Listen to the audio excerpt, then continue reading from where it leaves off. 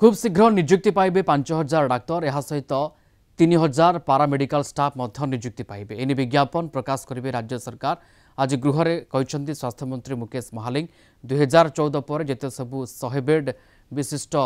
Medical college खोली से 250 रु 300 कोटी टंका खर्च होता सहित खूब शीघ्र भद्रक जिले में मेडिकल कॉलेज खोल मुख्यमंत्री यह उद्घाटन करेंगे। 30 जिले में मेडिकल कॉलेज खोल बोली गृह में सूचना देते मुकेश महालिंग।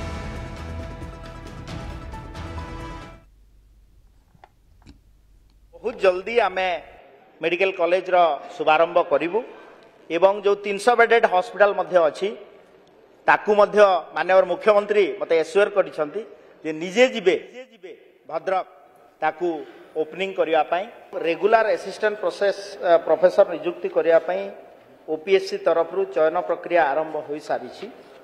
एवं निश्चित भाव में ये जो कॉन्ट्रैक्चुअल अपॉइंटमेंट आउ जो माने regular appointment assistant professor associate professor जो अच्छा भितर कॉन्फ्लिक्ट होची आमे आगामी दिन में चेष्टा करूछु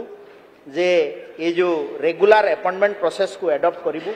एवं वैकेंसी को फिलअप करिवु।